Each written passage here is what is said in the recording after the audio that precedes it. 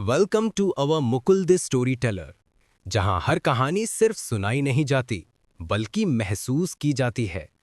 आज हम लेकर आए हैं दिव्य तपस्या अर्जुन देव की कहानी, एक ऐसी कथा जो आत्मा को छू जाएगी और दिल में एक अमिट छाप छोड़ जाएगी। ये कहानी पूरी तरह काल्पनिक है। इसका किसी भी व्यक्ति या सच्ची घटना से कोई संबंध नहीं है। अगर किसी पात्र या प्रसंग से आपको समानता लगे तो वो सिर्फ एक संयोग है। दूसरे समूह के लोग वास्तव में विक्रांत नगर सिटी के तेवतिया कबीले के अनुयायी थे। हार्दिक तेवतिया भी वहां मौजूद था।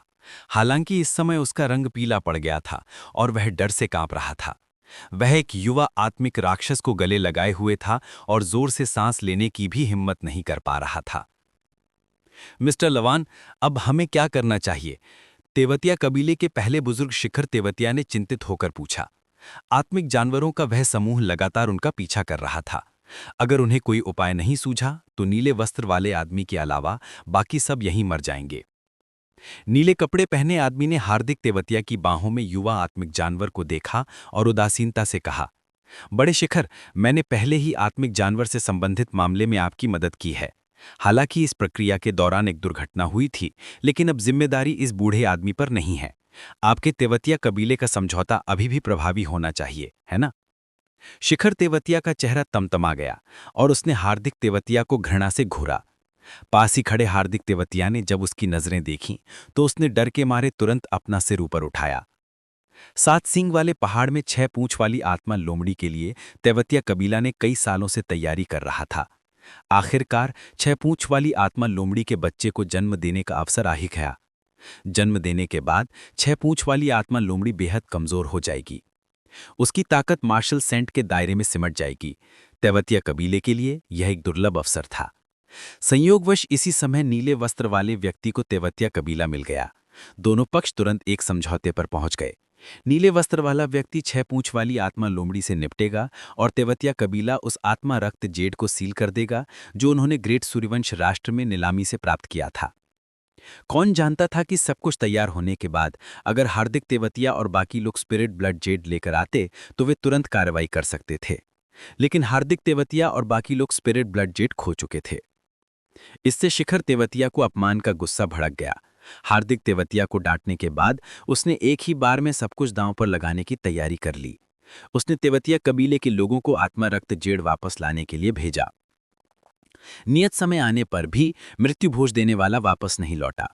शिखर तेवतिया को अंदाजा हो गया कि मामला खुल गया है और अब और इंतजार नहीं किया जा सकता। नीले वस्त्रधारी व्यक्ति द्वारा 6 पूंछ वाली आत्मा लोमड़ी को बहलाने के बाद उसने उसके बच्चे को चुराने के लिए लोगों को भेजा। यह महसूस करते हुए कि उसके बच्चे चुरा लिए गए हैं, 6 पूंछ वाली आत्मा लोमड़ी सचमुच पागल हो गई। उसकी शक्ति के प्रभाव में 7 सींग वाले पर्वत के सभी आत्म जानवर पागल हो गए और तेवतिया कबीले का पीछा करने लगे। रास्ते में तेवतिया कबीले के अनुयायी या तो मर गए या घायल हो गए। मूल रूप से मजबूत समूह में अब केवल कुछ दर्जन लोग ही बचे थे। अब उनकी एकमात्र आशा यह नीले वस्त्रधारी व्यक्ति ही था। अपने विचारों को याद करते हुए शिखर तेवतिया ने चिंतित होकर कहा, वरिष्ठ लवान, अब हम पहाड़ कैसे छोड़ सकते हैं? नीले कपड़े पहने आदमी ने हल्के से मुस्कुराते हुए कहा, यहाँ एक rank 4 spirit beast, 3 rank 5 spirit beast और अनगिनत रैंक 3 स्पिरिट बीस्ट दौड़ते हुए आ रहे हैं। यह सुनकर तेवतिया कबीले के सदस्यों के पहले से ही चिंतित चेहरे और भी भयभीत हो गए। रास्ते भर उन्होंने पूरी ताकत से विरोध किया था। हालांकि जब वे आत्मिक जानवरों के एक बड़े समूह से घिरे हुए थे तो यह सब व्यर्थ था। वरिष्ठ लवान, आपका इससे क्या मतलब है? शिखर तेवतिया ने कांपते हुए पूछा। नीले कपड़े पहने आदमी ने सहजता से मुस्कुराते हुए कहा, बड़े शिखर, घबराने की कोई जरूरत नहीं है। चूंकि मैं आपके पीछे यहां तक आया हूं, इसलिए मैं गारंटी देता हूं कि आप यहां से जीवित ही निकलेंगे। जरा सोचिए, अब जब ऐसी स्थिति आ गई है तो हमसे ज्यादा चिंतित कौन होगा? शिखर तेवतिया ने एक पल सोचा और उसकी आंखें चमक उठीं। उसने खुशी से कहा, क्या तुम कह रहे हो कि दैव कबीला? यह सही है। इतनी बड़ी घटना होने पर दैव कबीला जरूर जांच के लिए लोगों को भेजेगा। हालांकि आत्मिक जानवर पहले से ही उन्माद में हैं। वे उचित व्यवहार नहीं करेंगे और जो भी उन्हें दिखाई देगा उसे मार डालेंगे। कुछ समय के लिए रोकने में उनकी मदद से बच निकलने में कोई समस्या नहीं होनी चाहिए। इस समय सबसे बड़ी समस्या वह छोटी आत्मा लोमड़ी है जो युवक श्वान ने अपने साथ लिए हुए है। छह पूंछ वाली आत्मा लोमड़ी की स्थिति को स्पष्ट रूप से भाप सकती है। जब तक कि हम आत्मा लोमड़ी को साथ लेकर आते रहेंगे, तब तक हमारे पीछे खड़े आत्मिक जानवरों के समूह से बचना बहुत मुश्किल होगा। अपनी गोद में आंखें बंद के नन्हे स्पिरिट फॉक्स को देखकर शिखर तेवतिया को सिरदर्द होने लगा। यह छोटी चीज मानो मौत की सजा थी। नीले कपड़े वाले आदमी की बातें सुनकर उसे राहत महसूस हुई। उसने कहा, वरिष्ठ लवान, क्या आप कह रहे हैं कि हमें इस छोटी आत्मा लोमड़ी को छोड़ देना चाहिए? इसे जाने नहीं दे सकते। नीले कपड़े पहने आदमी कुछ कह पाता इससे पहले ही शिखर तेवतिया चिल्लाया। मूल रूप से छह पूंछ वाली आत्मा लोमड़ी को पकड़ने के बाद वे एक मजबूत लड़ाकू बल बना सकते थे। अब उनके पास केवल छह पूंछ वाली आत्मा लोमड़ी के बच्चे को ही प्राप्त कर सकते हैं। कौन जानता था कि उसे एक मजबूत लड़ाकू बल बनाने में कितना समय लगेगा। हालांकि अब जब इतने लोग मर चुके हैं और इतना प्रयास किया था, अगर वे छोटी आत्मा लोमड़ी को जाने देते तो उन्हें कोई लाभ प्राप्त नहीं होता। नीले कपड़े पहने आदमी ने धीमे से मुस्कुराते हुए कहा, मैं इस छोटी आत्मा लोमड़ी को छोड़ने का इरादा नहीं रखता। मेरा मतलब यह है कि जब तक कोई छोटी आत्मा लोमड़ी के साथ भाग जाता है और दैव कबीला हमारा रास्ता रोक देता है, तब तक हम में से बाकी सब निश्चित रूप से बच निकलने में सक्षम होंगे। अब समय नहीं बचा है। वरिष्ठ दास शिखर, कृपया जल्दी से कोई निर्णय लें। शिखर तेवतिया ने जल्दी से सोचा और नीले कपड़े वाले आदमी की बात से सहमत हो गया। हालांकि उसे फुसलाकर ले जाने के लिए किसे भेजा जाए, ये एक समस्या थी। सबसे पहले नीले कपड़े वाले आदमी को खत्म करना होगा, चाहे वो माने या ना माने। अगर मान भी गया तो शिखर तेवतिया को उसे छोड़ने में कोई संकोच नहीं होगा, वरना वो बस कोई भी बहाना बनाकर निकल सकता था कि वो हार गया है। कोई भी उसके साथ कुछ करने की हिम्मत नहीं कर सकता था। इसके बाद उसे खुद को भी खत्म करना था। छह पूंछ वाली आत्मा लोमड़ी को फुसलाना आसान लग रहा था, लेकिन अगर वो सावधान नहीं रहा तो उसकी जान भी जा सकती थी। रास्ते में इतने सारे लोग मर चुके थे। शिखर तेवतिया पहले से ही बहुत डरा हुआ था। वो नहीं चाहता था कि उसे कुछ हो। इस प्रकार एकमात्र उम्मीदवार हार्दिक तेवतिया बचा था, जिसने अभी अभी एक बहुत बड़ी गलती की थी। अपना मन बनाकर शिखर तेवतिया ने तुरंत कहा, पहले युवा गुरु का अनुसरण करो और छोटी आत्मा लोमड़ी को पहाड़ से नीचे ले आओ। अगर हार्दिक तेवतिया इस छोटी आत्मा लोमड़ी को खो देता है तो मुझे लगता है कि मुझे तुम्हें ये बताने की जरूरत नहीं है कि कुल प्रमुख तुम्हें कैसे सजा देगा। हालांकि हार्दिक तेवतिया असंतुष्ट था, फिर भी उसने पहले बुजुर्ग की इच्छा के विरुद्ध जाने की हिम्मत नहीं की। उसने इस मिशन में बहुत बड़ी गलती की थी, जिसके परिणाम स्वरूप उसकी ये हालत हुई।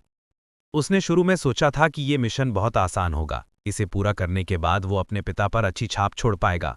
साथ ही वो दूसरे बड़े और पहले बड़े से दोस्ती कर पाएगा और अपने दूसरे भाई को पूरी तरह से दबा पाएगा। अब ऐसा लग रहा था कि उसकी सारी उम्मीदें धराशायी हो गईं। वो केवल ये आशा कर सकता था कि वो छोटी आत्मा लोमड़ी को वापस ला सके और देख सके कि क्या वो अपनी गलती सुधार सकता है और उसकी सजा को कम से कम कर सकता है। नीले कपड़े पहने आदमी ने जाते हुए समूह को अजीब भाव से देखा, मानो उसे पहले से ही पता था कि शिखर तेवतिया ऐसा ही फैसला लेगा। उसने अपनी मुस्कान वापस खींची और कहा, प्रथम बुजुर्ग, मेरे पीछे पीछे आओ। वरिष्ठ लवन, आप क्या सही कह रहे हैं? वापस जाइए। नीले कपड़े पहने आदमी ने ठंडे स्वर में कहा, वो 9 पूंछ वाली आत्मा लोमड़ी बस एक खर्चीली ताकत है। कुछ समय बाद उसके पास कोई लड़ाकू ताकत नहीं बचेगी। मैं देव कबीला के लोगों को इतनी आसानी से नहीं छोड़ना चाहता। शिखर तेवतिया का दिमाग समझ नहीं पा रहा था कि नीले कपड़े वाला आदमी क्या करने की कोशिश कर रहा था। अगर ऐसा ही था तो तुमने हार्दिक तेवतिया और बाकियों को जाने के लिए क्यों कहा? नीले कपड़े पहने आदमी मुस्कुराया। मार्शल मास्टर्स का एक समूह अगर रुक भी जाए तो ज्यादा मददगार नहीं होगा। अगर उन्हें देव कबीला ने खोज लिया तो परेशानी होगी। बेहतर होगा कि वो जितनी जल्दी हो सके वहां से चले जाएं। दरअसल नीले कपड़े पहने आदमी का इरादा लोगों के समूह को जिंदा जाने का नहीं था। ये समूह अपने बच्चों को साथ लाया था और जल्द ही 6 पूंछ वाली आत्मा लोमड़ी द्वारा पकड़ लिया जाएगा। उस समय बचने की कोई संभावना नहीं थी। इन लोगों के समूह का बस एक ही मकसद था, 6 पूंछ वाली आत्मा लोमड़ी को फुसलाकर भगाना। वो उस उन्मत्त 6 पूंछ वाली आत्मा लोमड़ी को नीले कपड़े वाले आदमी तक पहुंचने नहीं देंगे। उन्मत्त 6 पूंछ वाली आत्मा लोमड़ी पहले से ही एक मार्शल राजा थी। नीला वस्त्र पहने आदमी उससे भिड़ना नहीं चाहता था। वो बस यही चाहता था कि वो उसे यथासंभव लंबे समय तक अपने जाल में फंसाए रखें। ठीक इसी समय उनके पीछे से आत्मिक जानवरों की दहाड़ आई। नीले कपड़े पहने आदमी ने अपने पीछे आत्मिक जानवरों को देखा। वे 5 रैंक 4 के आत्मिक जानवर थे। बैंगनी भुजा वाले वानर, पृथ्वी ड्रैगन लहर। नीले कपड़े पहने आदमी ने ठंडी सांस ली। अचानक जमीन पर एक लहर उठी। वो धीरे धीरे सर्पीलाकार तैरता हुआ सांप की तरह घूमने लगी। बूम! एक विशाल पृथ्वी ड्रैगन जमीन से बाहर निकला। उसकी उमड़ती ऊर्जा ने जमीन पर पड़ी सारी चट्टानें चकनाचूर कर दी। वो गुस्से से दहाड़ा और अपनी पूंछ जोर से 4 बैंगनी भुजा वाले वानरों पर घुमाई। 5 बैंगनी भुजा वाले वानर समय से बच नहीं पाए और सभी घायल हो गए। अजगर की पूंछ की ताकत ने उन्हें तुरंत उड़ा दिया। फिर अजगर का सिर आगे की ओर बढ़ा और चारों बैंगनी भुजा वाले वानर अब और नहीं उठ पाए। चलो, स्तब्ध शिखर केवातिया को देखते हुए नीले रंग के आदमी ने उदासीनता से कहा। दोनों चुपचाप चले गए, इस बात से पूरी तरह से अनजान कि अर्जुन देव की दिव्य इंद्रिया ने पहले ही सब कुछ देख लिया था। अपनी आध्यात्मिक इंद्रिय के उपयोग के तरीकों को बदलकर उसकी पहचान की सीमा दोगुनी हो गई।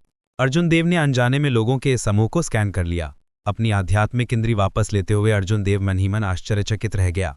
एक मार्शल संत की ताकत बहुत भयानक होती है। उसने 5 रैंक 4 के स्पिरिट बीस्ट को एक पल में हरा दिया। यामिनी को सूचित करने के बाद अर्जुन देव तुरंत कैंप से बाहर निकला और हार्दिक तेवाती और बाकियों का पीछा किया। इस समय इस समूह में सबसे शक्तिशाली व्यक्ति केवल एक मार्शल मास्टर था। इसके अलावा वे सभी घायल थे। अब अर्जुन देव 6 पूंछ वाली आत्मा लोमड़ी के बच्चे को छीनना चाहता था। 6 पूंछ वाली आत्मा लोमड़ी की संतान स्वाभाविक रूप से छठे दर्जे की आत्मिक जानवर होती है। जब वे बड़े होते तो उन्हें 6 पूंछ वाले बनने के लिए विकसित होने की जरूरत नहीं थी। शासन संग्रह में मनोवैज्ञानिक जानवरों के लिए एक साधना विधि थी। इसका उपयोग आत्मिक जानवरों के लिए भी किया जा सकता था। एक आत्मिक जानवर जो स्वाभाविक रूप से छठे दर्जे का है, शासन संग्रह की सहायता से निश्चित रूप से अर्जुन देव के लिए बहुत मददगार होगा। यही कारण था कि अर्जुन देव को 6 पूंछ वाली आत्मा लोमड़ी के बच्चे को छीनना पड़ा। इसके अलावा उसके पास आत्मरक्त यद भी था। छीनने के बाद वो तुरंत उसे सील कर सकता था और आत्मा लोमड़ी के प्रतिशोध के डर के बिना शिशु की आभा को छिपा सकता था। अर्जुन देव ने शिविर से निकलते ही तुरंत गुरुत्वाकर्षण मंत्र का प्रयोग किया और धीरे धीरे ऊपर उड़ गया। वो ज्यादा ऊंचा उड़ने की हिम्मत नहीं कर पाया क्योंकि 7 सींग वाले पहाड़ पर कई उड़ने वाले आत्मा जानवर थे।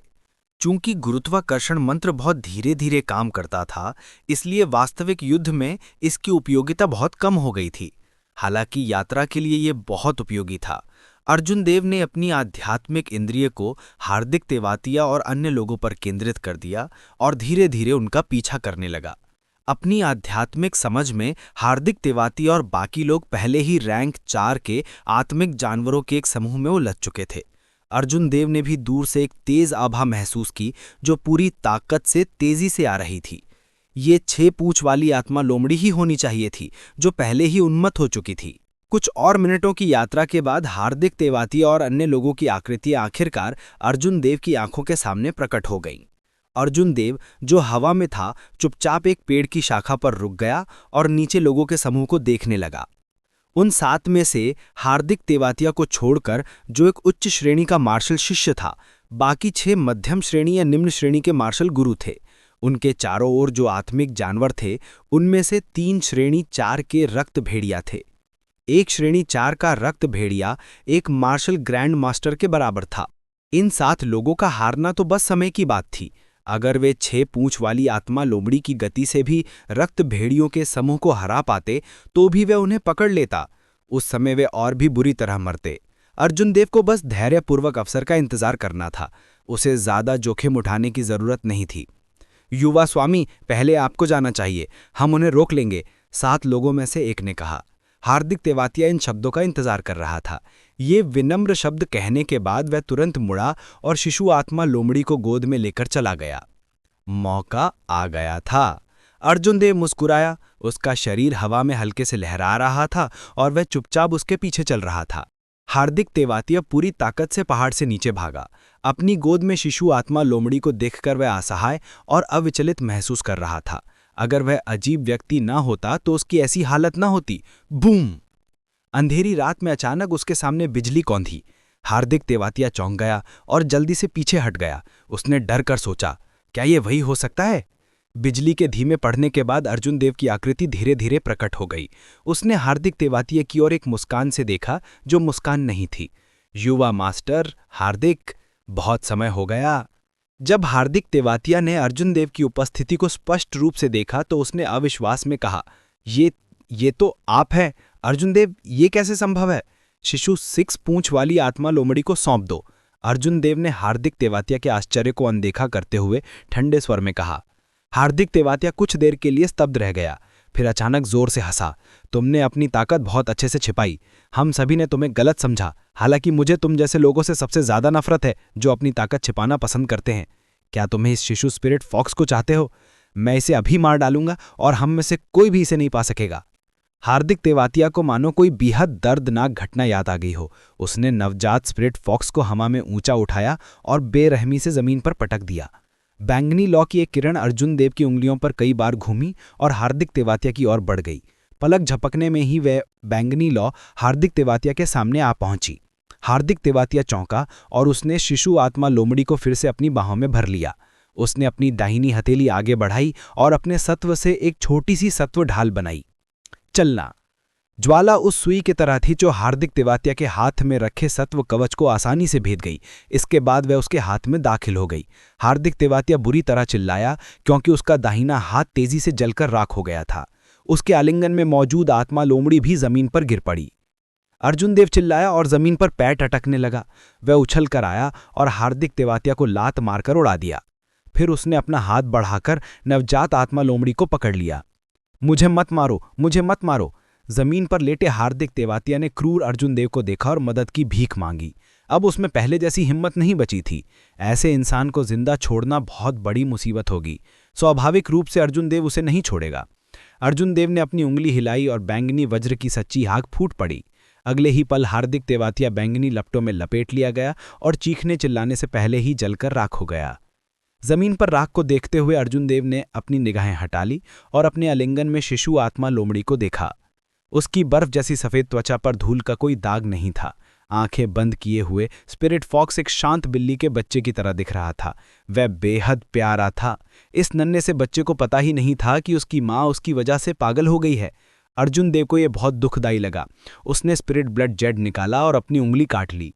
फिर उसने अपने खून की एक बूंद स्पिरिट ब्लड जेट पर टपका दी। अर्जुन देव को तुरंत ऐसा महसूस हुआ जैसे उसकी आत्मा का एक अंश निकालकर स्पिरिट ब्लड जेट में डाल दिया गया हो। अर्जुन देव जरा हैरान हुआ। प्रकृति सचमुच देवताओं की कृति है। ऐसी चमत्कारिक वस्तु प्राकृतिक रूप से कैसे बन सकती है? अपने विचारों को याद करते हुए उसने यामिनी द्वारा सिखाई गई विधि का पालन किया और शिशु स्पिरिट फॉक्स पर एक छोटा सा कट लगा दिया। स्पिरिट फॉक्स का खून भी स्पिरिट ब्लड जेट पर टपका। जिया! नन्ही स्पिरिट फॉक्स दर्द से जाग उठी और अर्जुन देव की गोद से बाहर निकलने के लिए छटपटाने लगी। उसके उतरने से पहले स्पिरिट ब्लड जेट से एक जोरदार खिंचाव आया और नन्ही स्पिरिट फॉक्स को अंदर खींच लिया। अर्जुन देव ने स्पिरिट ब्लड जेट में आध्यात्मिक संवेदना की एक किरण भेजी। उसके अंदर जाते ही उसके सामने एक खाली जगह दिखाई दी। नन्ही स्पिरिट फॉक्स हवा में चुपचाप खड़ी रही।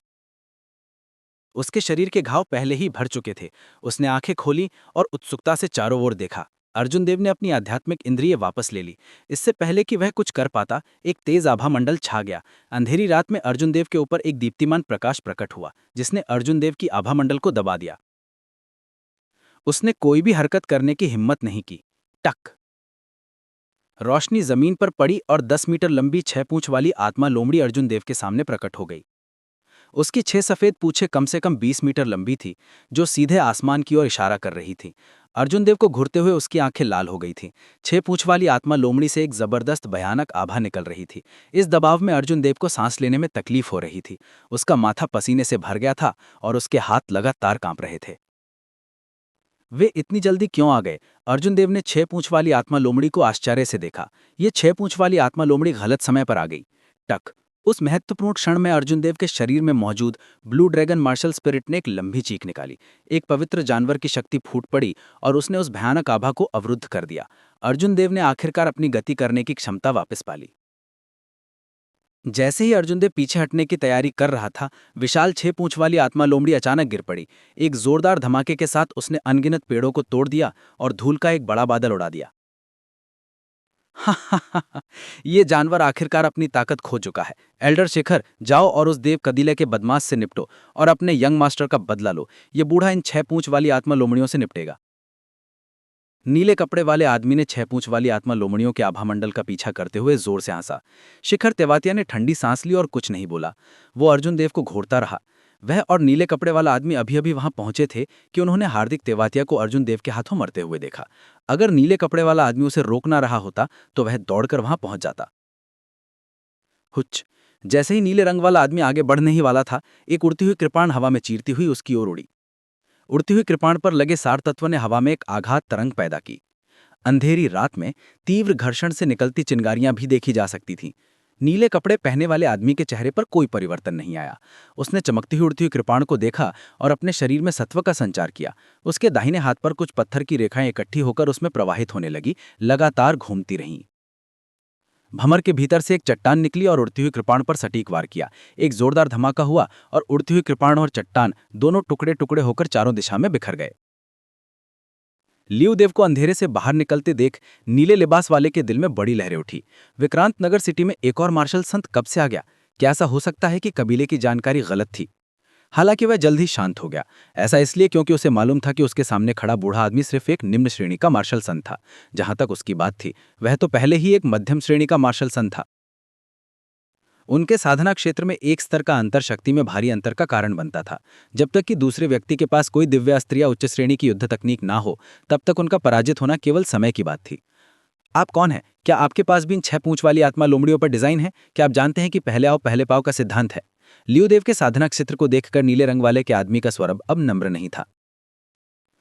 पहले आओ पहले पाओ, मैं तो सिर्फ इतना जानता हूं कि जो लोग काबिल हैं उन्हें ही मिलता है। मैंने पहले आओ पहले पाओ के इस सिद्धांत के बारे में कभी सुना ही नहीं। ये लियोदेव 60 वर्ष की उम्र में ही मार्शल संत बन गया था। उसकी प्रतिभा को औसत ही कहा जा सकता था। कई वर्ष पहले ही उसे पता चल गया था कि वह अपने साधना क्षेत्र में कोई प्रगति नहीं कर पाएगा। अगर उसे अपनी ताकत बढ़ानी थी तो उसे दूसरे तरीके ही सूझ रहे थे। उसके सामने खड़ी ये 6 पूंछ वाली आत्मा लोमड़ी एक अच्छा मौका थी। उसे वश में करने के बाद यह उसके लिए बहुत मददगार साबित होगी। इसके अलावा देव कबीले में अपनी स्थिति के साथ उन्होंने विश्वास किया कि लाभों को तोलने के बाद देव कबीला निश्चित रूप से अर्जुन देव को आत्मरक्त जट सौंप देगा। चाहे वे इच्छुक हो या नहीं, देव कबीला एक निम्न श्रेणी के मार्शल शिष्य के लिए एक मार्शल संत का अपमान नहीं करेगा। नीले कपड़े पहने आदमी के चेहरे पर एक अजीब सी चमक आ गई और उसकी आंखों में चमक आ गई। वह ठंडी मुस्कान के साथ बोला, तुम तो एक घटिया दर्जे के मार्शल संत तो फिर भी इतनी घमंड से बात करते हो। लियोदेव ने हल्की सी मुस्कान के साथ कहा, वहां देखो। नीले रंग के व्यक्ति ने उसकी उंगली की दिशा का पालन किया और उसके भाव पूरी तरह बदल गई। शिखर तेवातिया, जो प्रारंभ में अर्जुन देव से निपटने के लिए तैयार था, अब देव कबीले के 3 मार्शल ग्रैंड मास्टर्स के हमलों का सामना दयनीय स्थिति में कर रहा था। जहां तक अर्जुन देव की बात है, वह पहले ही किनारे हटकर शांति से युद्ध देख रहा था। 3 मार्शल ग्रैंड मास्टर्स के शिखर तेवातिया से लड़ने से कोई दुर्घटना नहीं होगी। शिखर तेवातिया की हार बस समय की बात थी। उस समय जब वे तीनों लियोदेव के साथ मिलकर काम करेंगे तो नीले वस्त्र वाले व्यक्ति को मध्यम श्रेणी का मार्शल संत होने पर भी कोई लाभ नहीं मिलेगा। नीले वस्त्र वाले ने तुरंत कोई उपाय सोचा। एक पल के बाद उसने मन ही मन एक निर्णय लिया। चीखते हुए उसने जमीन पर पैर पटके और उसके पैरों के नीचे पत्थर दिखाई दिए। उसके पैरों के नीचे की चट्टान तेज गति से हिल रही थी। चट्टान किसी जीवित प्राणी की तरह उसके पैरों से लिपटी हुई थी। नीले कपड़े पहने आदमी की गति अचानक विस्फोटक रूप से बढ़ गई। पल भर में वो लियोदेव के सामने पहुंच गया और उसे जोर से लात मारी। टकराना, टकराना, टकराना। उसी समय नीले कपड़े पहने आदमी के पीछे 3 धमाके हुए। जमीन से 3 मिट्टी के ड्रैगन फूट पड़े। वे गुस्से से दहाड़ते हुए लियोदेव पर टूट पड़े और उसके भागने के सारे रास्ते बंद कर दिए। लियोदेव के चेहरे पर ज्यादा घबराहट के भाव नहीं थे। उसे पहले से ही अंदाजा था कि सामने वाला इतनी आसानी से हार नहीं मानेगा। वह नीले कपड़े वाले आदमी के अचानक हमले से लगातार सतर्क था। लियोदेव ने हथेली से वार किया और नीले कपड़े पहने आदमी की लात को रोक दिया। पलटाव की ताकत का इस्तेमाल करते हुए वह हवा में उछल पड़ा। उसके चारों ओर अनगिनत उड़ते हुए खंजर तेजी से घूमते हुए दिखाई दिए। 1000 ब्लेडों का नृत्य। घूमते हुए उड़ते खंजरों में भारी मात्रा में ऊर्जा थी। उन्होंने सीटी जैसी आवाज निकाली और अचानक 10 मीटर ऊंचा एक बवंडर उठा, जिसने तीनों मिट्टी के ड्रैगन को रोक दिया। हवा में घूमते हुए उड़ते खंजर मिट्टी के ड्रैगन के धूसर शरीर पर हजारों छेद कर रहे थे। एक पल के लिए दोनों गतिरोध में फंस गए। तीनों मिट्टी के ड्रैगन तेज हवा के चारों ओर चक्कर लगा रहे थे। कभी कभी वे हवा की दीवार से जोर से टकरा जाते। हवा की दीवार पर उड़ते अनगिनत खंजर लगातार मिट्टी के ड्रैगन की ऊर्जा को खत्म कर रहे थे। अचानक आए बवंडर और चक्कर लगाते मिट्टी के ड्रैगन ने एक तेज हवा का प्रवाह बना दिया। हवा के झोंके चारों दिशाओं में फैल गए। दोनों मार्शल संत के आसपास का क्षेत्र तुरंत रेत और चट्टानों से भर गया और तेज हवा चलने लगी। प्रथम एल्डर रोहन देव 2 मार्शल ग्रैंड मास्टर्स को शिखर तेवतिया के साथ निपटने के लिए ले गए। स्थिति बहुत शांत थी। हालांकि अगर वे शिखर तेवतिया को पूरी तरह से हराना चाहते थे तो उन्हें अभी भी कुछ समय की जरूरत थी। आखिरकार एक मार्शल ग्रैंड मास्टर से निपटना आसान नहीं था। रोहन देव ने अपनी आंखों के कोने से लियोदेव और नीले कपड़े वाले आदमी के बीच चल रही लड़ाई पर नजर डाली। वह अपने दिल में चिंता की एक लकीर महसूस करने से खुद को नहीं रोक सका। दोनों बराबरी के लग रहे थे और एक गतिरोध में फंसे हुए थे।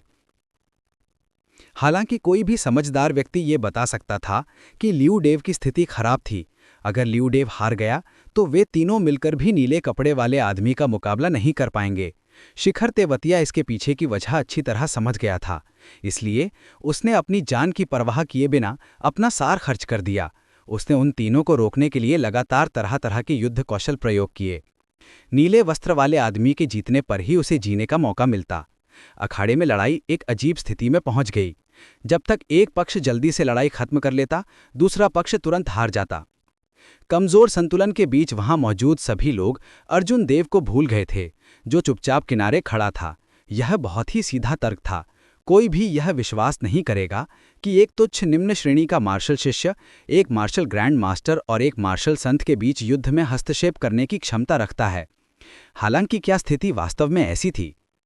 शिखर तेवतिया को कड़वाहट से जकड़े देखकर अर्जुन देव के मुंह पर एक ठंडी मुस्कुराहट आ गई। उसकी आध्यात्मिक इंद्रियां शिखर तेवतिया पर टिक गई। उसके शरीर का सार लगातार खत्म हो रहा था और बिजली उतरने का मंत्र प्रकट होने को तैयार था। बूम! आसमान से बिजली की एक कौंध गिरी, जिसने अर्जुन देव का सार आधा खत्म कर दिया। उस गरजती हुई बिजली ने अंधेरी रात को ऐसे रोशन कर दिया जैसे दिन हो। जैसे ही बिजली कड़कने लगी, सबके चेहरे पर सुस्ती छा गई। शिखर तेवतिया, जो एक भीषण युद्ध में उलझा हुआ था, अचानक चमकी बिजली पर ध्यान नहीं दे पाया। रोशनी के गायब होते ही अंधेरी रात फिर से आ गई। पल भर के लिए चमकी बिजली लोगों को अवास्तविक लग रही थी, लेकिन शिखर तेवतिया, जो पूरी तरह से झुलस चुका था और जिसके सिर से काला धुआं निकल रहा था, उसे बिल्कुल असली लग रही थी। आक्रमण करो! पहले एल्डर रोहन देव ने सबसे पहले प्रतिक्रिया दिखाई। उन्होंने शिखर तेवतिया के शरीर पर हथेली से वार किया। उनके बगल में खड़े दोनों लोगों ने जल्दी से अपनी चाल चली। शिखर तेवतिया के शरीर पर 2 और तीखे वार हुए। रोहन देव ने अपना सिर घुमाया और शांत अर्जुन देव को देखा। उसकी आंखों में थोड़ी उलझन थी, लेकिन उसने जल्दी से अपनी नजरें हटा लीं और कहा, जाओ और मदद करो। अर्जुन देव के कदम उठाते ही युद्ध का माहौल एकदम से पलट गया। लियू डेव ने तीनों मार्शल ग्रैंड मास्टर्स को नीले वस्त्र वाले आदमी को घेर कर उस पर आक्रमण करने के लिए प्रेरित किया। नीले वस्त्र वाला आदमी घृणा से शिखर तेवतिया की लाश को देख रहा था और उसके मन में बेहद असंतोष था। इस समय विजय की कोई संभावना नहीं थी। नीले वस्त्र वाला आदमी निर्णायक था। चारों लोगों के हमलों को रोकने के बाद वह तुरंत पीछे हट गया। लियू डेव ने जमीन पर बेहोश पड़ी 6 पूंछ वाली आत्मा लोमड़ी को देखा, फिर पास में खड़े अर्जुन देव को देखा और उसने प्रथम एल्डर से कहा, चेस करो, अभी वह घायल नहीं है, वह कभी भी हम पर आक्रमण कर सकता है। वास्तव में एक मध्यम श्रेणी का मार्शल संत एक गुप्त हमला 3 मार्शल ग्रैंड मास्टर्स को तुरंत अपना युद्ध कौशल खोने पर मजबूर कर सकता था। इस समय लियू डेव लापरवाही करने की हिम्मत नहीं करता था। आखिरकार 6 पूंछ वाली आत्मा लोमड़ी का शरीर इतना विशाल था, अगर अर्जुन देव उसे हटाना भी चाहता तो वह ऐसा नहीं कर पाता। उसे मारना तो और भी मुमकिन नहीं था। वह यहाँ अकेला था। अगर 6 पूंछ वाली आत्मा लोमड़ी मर जाती तो सबको पता चल जाता कि वही अपराधी था। बिना किसी चिंता के लियू डेव ने उन तीनों को नीले कपड़े वाले आदमी का पीछा करने के लिए ले जाने में संकोच नहीं किया। वह उसे मारना नहीं चाहता था, लेकिन भैया सुनिश्चित करना चाहता था कि वह फिर से हमला न कर सके। अर्जुन देव उन तीनों को जाते हुए देख रहा था और धीरे धीरे जमीन पर पड़ी 6 पूंछ वाली आत्मा लोमड़ी की ओर चल पड़ा। जब लियू डेव पहले गया था तो उसकी आंखों में खतरा साफ दिखाई दे रहा था। लियू डेव के रवैये के बारे में सोचकर अर्जुन देव को गुस्सा आ गया। उसने हल्के से कहा, एक निम्न श्रेणी का मार्शल संत, वह मेरे डेव वंश का एकमात्र अभिषेक करता है, फिर भी उसे मेरी जरा भी परवाह नहीं है। जैसे ही उसने मुंह खोला, उसने आत्मा रक्त जेड मांग लिया। अब वह मुझे धमकाने की भी हिम्मत कर रहा है। यह युवा गुरु आपकी इच्छा के अनुसार नहीं चलेगा। 6 पूंछ वाली आत्मा लोमड़ी पर अपनी नजरें गड़ाते हुए अर्जुन देव ने देखा कि उसका शरीर भयानक जख्मों से ढका हुआ था। कुछ जख्म तो हड्डियों तक दिखाई दे रहे थे। ये घाव तब रह जाने चाहिए थे जब 6 पूंछ वाली आत्मा लोमड़ी ने नीले वस्त्रधारी आदमी से कमजोर हालत में लड़ाई की थी। जब वह उन्मत्त हो गई तो उसने अपनी जीवन शक्ति का अत्यधिक उपयोग कर लिया, जिससे उसकी चोटें और भी गंभीर हो गईं। यह कभी 6ठे दर्जे का आत्मा जीव था, एक निम्न श्रेणी का मार्शल राजा। अब यह इतनी दयनीय स्थिति में था।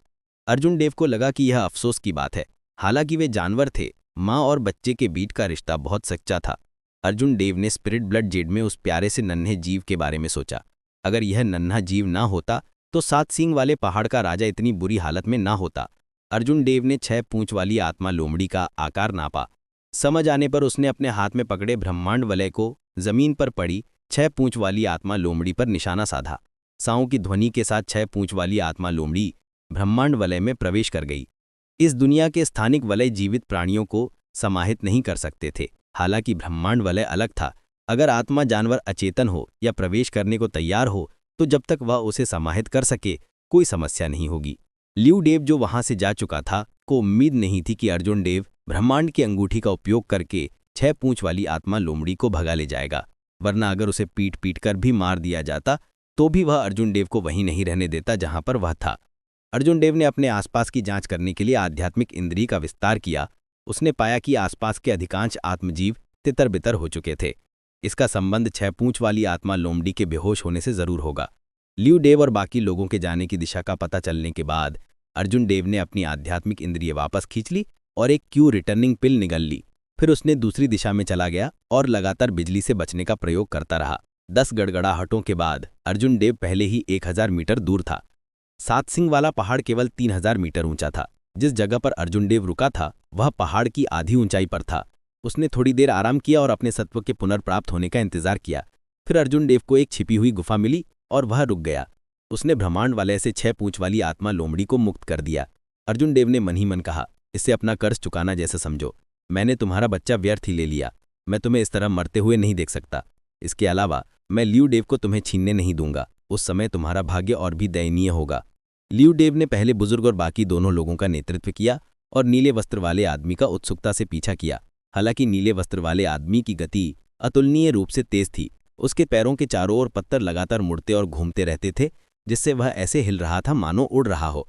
कुछ देर बाद ही वे समूह की नजरों से ओझल हो गए। सभी लाचार होकर पीछा छोड़कर बैठ गए। लियू डेव के नेतृत्व में वे जल्दी से वापस लौट आए। क्या चल रहा है? 6 पूंछ वाली आत्मा लोमड़ी कहाँ गायब हो गई है? लियू डेव ने खाली जमीन को देखकर आश्चर्य से कहा। अर्जुन देव कहाँ है? अर्जुन देव कहाँ गया? जरूर वह चुपके से 6 पूंछ वाली आत्मा लोमड़ी को ले गया होगा। 6 पूंछ वाली आत्मा लोमड़ी गायब हो गई थी और अर्जुन देव उसे ढूंढ नहीं पा रहा था। लियू डेव ने तुरंत सोचा कि शायद अर्जुन देव 6 पूंछ वाली आत्मा लोमड़ी को ले गया होगा। फिर उसे लगा कि कुछ गड़बड़ है। 6 पूंछ वाली आत्मा लोमड़ी 10 मीटर से भी ज्यादा लंबी थी। एक निम्न श्रेणी के मार्शल शिष्य होने के नाते अर्जुन देव उसे बिना किसी निशान छोड़े नहीं ले जा सकता था। जब रोहन देव ने लियू डेव का डांटने वाला लहजा सुना तो उसकी आंखों में गुस्से की एक झलक उभर आई। यह लियू डेव बहुत घमंडी था। खैर, अर्जुन देव कुल प्रमुख का दूसरा बेटा था, एक अभिषेक करता। वह उससे इस तरह कैसे बात कर सकता है? अपनी भावनाओं को छुपाते हुए प्रथम वृद्ध ने ध्यान से अपने आसपास का निरीक्षण किया। उसने पाया कि 6 पूंछ वाली आत्मा लोमड़ी को घसीटे जाने का कोई निशान नहीं था। ऐसा लग रहा था मानो 6 पूंछ वाली आत्मा लोमड़ी हवा में गायब हो गई हो।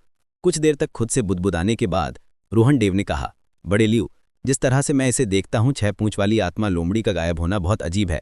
यह निष्कर्ष निकालना जल्दबाजी होगी कि इसे अर्जुन देव ले गया था। बाकी दोनों मार्शल ग्रैंड मास्टरों ने अपने आसपास का माहौल देखा और उन्हें भी लगा कि यह बहुत अजीब था। यह स्थिति अकल्पनीय थी। उनमें से एक ने कहा, क्या ऐसा हो सकता है कि 6 पूंछ वाली आत्मा लोमड़ी अपनी चोटों से उभरने के बाद अर्जुन देव के साथ उड़ गई हो? यह बेतुकी बात है। वह 6 पूंछ वाली आत्मा लोमड़ी पहले ही गंभीर रूप से घायल थी। उसके बाद वह पागल हो गई और उसकी जीवन शक्ति का एक बड़ा हिस्सा समाप्त हो गया। वह इतनी जल्दी कैसे ठीक हो गई?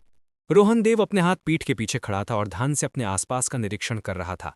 हालांकि उसे कोई सुराग नहीं मिला। ऐसा लग रहा था कि केवल अर्जुन देव ही 6 पूंछ वाली आत्मा लोमड़ी के गायब होने का कारण जानता था।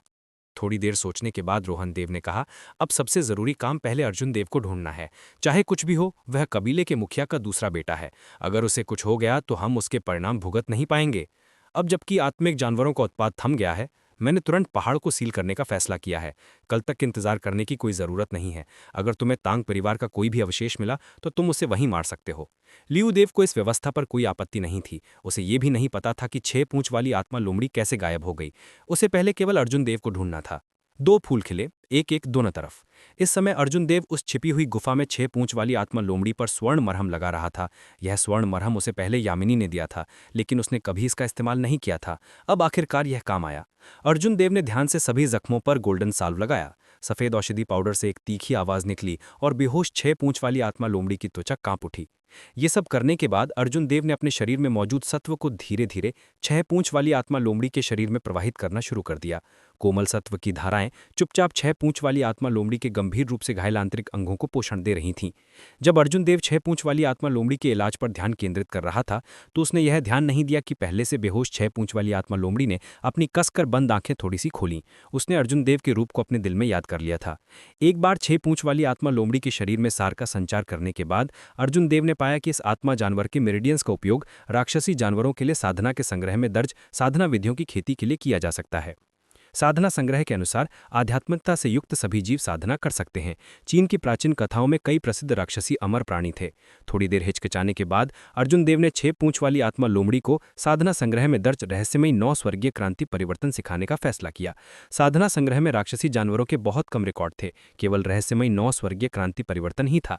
रहस्यमयी 9 स्वर्गीय क्रांति परिवर्तन की संचलन विधि का पालन करते हुए अर्जुन देव ने अपने सत्व को नियंत्रित किया और धीरे धीरे उसे 6 पूंछ वाली आत्मा लोमड़ी की मध्य रेखाओं में प्रवाहित करने लगा। 1 घंटे बाद सत्व ने रहस्यमय 9 स्वर्गीय क्रांति परिवर्तन के अनुसार एक छोटा चक्र पूरा कर लिया। यह 6 पूंछ वाली आत्मा लोमड़ी के शरीर में सत्वों के लिए संचरण विधि छोड़ने के बराबर था। जागने के बाद वह अर्जुन देव द्वारा छोड़े गए सत्व पथ के अनुसार स्वयं साधना कर सकती थी। इसे मुआवजा समझो। अर्जुन देव ने अपना सत्व वापस लेते हुए मन ही मन बुदबुदाया। यह रहस्यमयी 9 स्वर्गीय क्रांति परिवर्तन पौराणिक राक्षसी क्षेत्र द्वारा छोड़ी गई एक रहस्यमयी साधना पद्धति थी। बेवकूफ, तुम अभी तक क्यों नहीं जा रहे हो? यह लोमड़ी जागने वाली है। अचानक खाली गुफा से एक मधुर आवाज आई। गहरी सोच में डूबा अर्जुन देव चौंक गया। उसने तुरंत अपनी आध्यात्मिक इंद्रियां मुक्त की और चारों ओर देखा। हालांकि खाली गुफा में उसके और बेहोश 6 पूंछ वाली आत्मा लोमड़ी के अलावा कोई और नहीं था। अपनी आध्यात्मिक बुद्धि का इस्तेमाल करके उसने अपने 1 किलोमीटर के दायरे में किसी को नहीं पाया। क्या यह भ्रम था? ऐसा नहीं लगता, अर्जुन देव ने संदेह से सोचा और सतर्कता से चारों ओर देखा। बेवकूफ, देखना बंद करो, मैं यहां हूं। अर्जुन देव के चौंकित निगाहों के सामने उसके हाथ में मौजूद यूनिवर्स रिंग से एक लड़की की कुछ भ्रमाकृति आकृति धीरे धीरे बाहर आ गई। वह लड़की लगभग 14-15 साल की लग रही थी। उसने लाल रंग के कपड़े पहने हुए थे और बहुत प्यारी लग रही थी। हालांकि उसके शरीर से एक खालीपन सा महसूस हो रहा था। अर्जुन देव काफी देर तक स्तब्ध रह गया, फिर कुछ प्रतिक्रिया दी। उसने पूछा, तुम इंसान हो या भूत? तुम बाहर कैसे आई? अर्जुन देव का सवाल सुनकर लड़की के चेहरे पर एक गुस्से का भाव उभर आया। हालांकि जब उसके मनमोहक चेहरे पर यह गुस्से का भाव आया तो किसी को भी जरा भी गुस्सा नहीं आया। मैं कोई इंसान या भूत नहीं हूं, मैं तो बस एक तलवार आत्मा हूं। बिना मतलब की बात को इतना बड़ा मत बनाओ। मेरा नाम माधवी है, लड़की ने तिरस्कार से कहा। तलवार आत्मा? क्या यह थंडर किंग की गुफा में टूटी तलवार हो सकती है? अर्जुन देव को अचानक याद आया कि जब उसने अपना खून यूनिवर्स रिंग पर डबकाया था तो उसे एक लड़की की आवाज़ सुनाई दी थी। उस समय उसने सोचा कि यह एक भ्रम है और इस पर ज़्यादा ध्यान नहीं दिया। जैसे ही अर्जुन देव सवाल पूछने ही वाला था, स्पिरिट ब्लड जेड में बेबी स्पिरिट फॉक्स अचानक उछल पड़ा और बेहोश 6 पूंछ वाली स्पिरिट फॉक्स की ओर दौड़ा। अर्जुन देव चौंक गया और उसे वापस पकड़ने ही वाला था। इसके पीछे मत भागो, इस छोटे जीव ने तुम्हारे साथ खून का रिश्ता बनाया है, यह खो नहीं जाएगा। माधवी ने अर्जुन देव की तरफ देखा जो आगे बढ़ने की तैयारी कर रही थी। कुछ कहने के बाद वह गुफा से बाहर उड़ गई। हालांकि अर्जुन देव शिशु आत्मा लोमड़ी के बारे में चिंतित था, लेकिन उसके मन में इस लंकी के अचानक प्रकट होने को लेकर कई सवाल थे, इसीलिए वह केवल उसका पीछा कर सकता था। गुफा के बाहर मधवी नाम की कोई लड़की नहीं थी। ज्यादा सटीक तौर पर कहें तो वो एक तलवार आत्मा थी। आसमान में तारों को देखते हुए उसके चेहरे पर गंभीर भाव थे। ऐसा लग रहा था जैसे वो किसी चीज का पीछा कर रही हो। अर्जुन देव ने अपने विचार व्यवस्थित किए। जो सवाल वो पूछना चाहता था उन पर सोचने के बाद वो आगे बढ़ा और बोला, तुम असल में कौन हो? तुम मुझसे कैसे संबंधित हो? तुम मुझे और साफ साफ बता सकती हो? मधवी जो हवा में तैर रही थी और तारों को निहार रही थी ने अपना सिर पीछे घुमाया। उसने अर्जुन देव के सवाल का सीधा जवाब नहीं दिया, बल्कि उसने अर्जुन देव को ऊपर से नीचे तक ऐसे नापा जैसे कोई सामान नाप रही हो। उसकी आंखों में असंतोष के भाव थे। अर्जुन देव को इस तरह घूरे जाने पर बहुत असहज महसूस हुआ। उसने कुछ अधीरता से कहा, अरे कमजोर बदमाश, क्या तुम मुझे ऐसे नहीं देख सकते? मेरे सवाल का जवाब दो, तुम कहाँ से आए हो? मधवी ने भौहें चढ़ाईं और अपना दाहिना हाथ मुट्ठी में भींच लिया। उसने बेरहमी से कहा, तुम किसे कमजोर बदमाश कह रहे हो? तुम घटिया मालिक, क्या तुम मानते हो कि मैं तुम्हें लाशों को खिलाने के लिए कंकालों के समुद्र में फेंक दूंगी? बेकार मास्टर। जब अर्जुन देव ने यह सुना तो उसने उन सुरागों के बारे में सोचा जो उससे पता थे। ये नन्हा जीव उसके ब्रह्मांड वलय से निकला था। ब्रह्मांड वलय का पूर्ववर्ती थंडर किंग की गुफा से टूटी हुई तलवार थी। पहले इस छोटे से जीव ने कहा था कि प्रत्येक दिव्य अस्त्र एक अस्त्र आत्मा को जन्म देगा। कृपाणों में कृपाण आत्माएं होती हैं, तलवारों में तलवार आत्माएं होती हैं और भालों में भाला आत्माएं होती हैं। अस्त्र आत्माओं में मनुष्यों से अलग बुद्धि नहीं थी, हालांकि उनके व्यक्तित्व अलग अलग थे। जब किसी दिव्य अस्त्र में शस्त्र आत्मा होती थी तो वो वास्तव में आध्यात्मिक होती थी। युद्ध में उसकी शक्ति और भी प्रबल हो जाती थी। थंडर किंग की गुफा में टूटी हुई तलवार एक दिव्य अस्त्र प्रतीत हो रही थी। हालांकि किसी अज्ञात कारण से तलवार आधी टूट गई थी। फिर भी उसके भीतर की तलवार आत्मा नष्ट नहीं हुई थी। उस स्थिति में बहुत संभव है कि स्थिति कुछ ऐसी ही हो। जब मैंने टूटी ही तलवार को एक ब्रह्मांड वलय में गढ़ा और उसे एक जादुई खजाने में परिष्कृत किया, तो मैंने अनजाने में इस तलवार आत्मा को वश में कर लिया और उसका स्वामी बन गया। ये सोचकर अर्जुन देव मन ही मन मुस्कुराया। एक लोली स्वॉर्ड स्पिरिट को नौकर के रूप में रखना कोई बुरी बात नहीं थी। हालांकि इस आदमी का रवैया थोड़ा अजीब लग रहा था। अरे बेवकूफ, तुम बिना किसी कारण के बेवकूफी से क्यों हंस रहे हो, मिर्गी? मध्वी ने संदेह से कहा और अर्जुन देव की ओर देखा, जो अचानक हंस पड़ा। बेवकूफ, मिर्गी? अर्जुन देव के मुंह से खून की उल्टी होने वाली थी। उसने गुस्से से कहा, मुझे तुम्हारा मालिक होना चाहिए ना, क्या यही रवैया है तुम्हारा? मध्वी के मुंह के कोने पर एक ठंडी मुस्कान आ गई जब उसने कहा, मास्टर, मैं तो तुम्हें बताने ही वाला था। हालांकि मुझे नहीं पता कि तुम मेरे बेहोशी में कैसे मेरे मालिक बन गए, पर तुम्हारी इस ताकत के आगे तुम मेरी नज़र में चींटी भी नहीं हो। क्या आप उम्मीद कर सकते हैं कि एक हाथी चींटी के प्रति अच्छा व्यवहार रखेगा? नौजवान, ये अतार्किक है। पर अर्जुन देव थोड़ा नाराज हुआ। हालांकि जब उसने मध्वी के हावभाव देखे तो वो नाराज नहीं हो सकता था। भले ही वो छोटी बच्ची एक जहरीली सांप ही क्यों न हो, उसके प्यारे चेहरे के साथ उस पर नाराज होना नामुमकिन था। अर्जुन देव कड़वाहट से मुस्कुराया। उस मामले में मिस मध्वी, आप अचानक क्यों प्रकट हुईं? क्या ये सिर्फ इस घटिया मालिक को नीचा दिखाने के लिए? मैं बस तुम्हें जल्दी से चले जाने की याद दिला रही हूँ। वो 6 पूंछ वाली आत्मलोमड़ी ठीक होने वाली है। तुमने उसके बच्चे को सील कर दिया है। अगर तुम अभी नहीं गए तो सिर्फ मौत तुम्हारा इंतजार कर रही है। अगर तुम मर गए तो मैं भी घायल हो जाऊंगा। इसलिए जल्दी से मजबूत बनो। मास्टर का कचरा, एक तलवार आत्मा को डर में रहने मत दो, ये बहुत शर्मनाक है। मध्वी की बात खत्म होने के बाद उसने यूनिवर्स रिंग में प्रवेश करने से पहले आकाश में तारों पर एक आखिरी नजर डाली। अर्जुन देव के लाख पुकारने पर भी वो बाहर नहीं आई। हालांकि अर्जुन देव यह अनुमान लगा सकता था कि तलवार आत्मा मध्वी का कहीं से भी प्रकट होना उतना सरल नहीं था जितना उसने बताया था। उसके वर्तमान रवैये के आधार पर यह स्पष्ट था कि वो अर्जुन देव के साथ ईमानदार नहीं हो सकती थी। इसके अलावा वो चाहे जितना भी पुकारे वो बाहर नहीं आती। अर्जुन देव अपने मन के संदेह को दबा ही सकता था। संयोगवश इसी समय शिशु आत्मा लोमड़ी वापस दौड़ आई और आत्मबलद रक्त में प्रवेश कर गई। अर्जुन देव ने गुफा के द्वार की ओर नजर घुमाई और अपनी आध्यात्मिक इंद्री जागृत की। उसने देखा कि 6 पूंछ वाली आत्मा लोमड़ी खड़े होने की कोशिश कर रही है। थोड़ी ही देर में वो शायद गुफा से बाहर भाग जाएगी। जल्दी से अपनी आध्यात्मिक इंद्री को वापस लेते हुए अर्जुन देव ने गुरुत्वाकर्षण मंत्र का प्रयोग किया और ऊपर उड़ गया। काफी देर तक उड़ने के बाद उसे अंधेरी रात में एक बड़ा पेड़ मिला और वो उस पर रुक गया। वो पालथी मारकर बैठ गया और खुद को शांत किया। सार पोषण की गोली निगलने के बाद अर्जुन देव उस विशाल पेड़ पर बैठकर साधना करने लगा। बैंगनी वज्र दिव्य मंत्र, जो पहले ही दूसरी परत तक पहुंच चुका था, उसके शरीर में और भी तेजी से प्रवाहित होने लगा। आसपास की ऊर्जा अर्जुन देव के शरीर में तेजी से प्रवाहित होने लगी। उसके शरीर में घनी आध्यात्मिक ऊर्जा शीशे के पारे की तरह थी, जो धीरे धीरे उसके शिरोबिंदुओं में घूम रही थी। एक छोटे चक्र के बाद वो आखिरकार उसके डांतियन में एकत्रित हो गई। सार पोषण गोली के प्रभाव में अर्जुन देव ने छोटे चक्र में जितनी आध्यात्मिक ऊर्जा अवशोषित की, वो एक सामान्य साधक की तुलना में 2 गुनी से भी ज्यादा थी। सफेद बादलों से घिरे नीले ड्रैगन ने अपना मुंह खोला और खुशी खुशी मात्रा में आध्यात्मिक ऊर्जा को अपने शरीर में समाहित कर लिया। तुरंत ही आसपास तैरते 3 सफेद बादल और भी जीवंत हो गए और उनका रंग और भी सफेद हो गया। नीले ड्रैगन ने अपना मुंह खोला और शुद्ध सार की एक धारा उगल दी। उसके बाद वह उसकी नाड़ियों में, उसके मांस और हड्डियों में प्रवेश कर गई और लगातार अर्जुन देव के शरीर को पोषण देती रही। सामान्यतः एक साधक की साधना उसकी आत्मा के संवर्धन पर केंद्रित होती थी, अर्थात वे अपनी अवशोषित आध्यात्मिक ऊर्जा का उपयोग अपनी मार्शल आत्मा के संवर्धन के लिए करते थे। जैसे जैसे उनकी मार्शल आत्मा और साधना क्षेत्र बढ़ता, वे स्वयं को सुदृढ़ बनाते जाते। यमिनी इसका एक उत्कृष्ट उदाहरण थी। निरंतर साधना के बाद उसकी मार्शल स्पिरिट पहले ही एक बहुत ही मजबूत क्षेत्र में पहुंच चुकी थी। पॉइंटसेटिया अनगिनत पंखुड़ियों और जहरीली गैस में बदल सकती थी, जिससे युद्ध में उसकी युद्ध क्षमता और भी बढ़ जाती थी। हालांकि अर्जुन देव की साधना पद्धति कुछ अलग थी।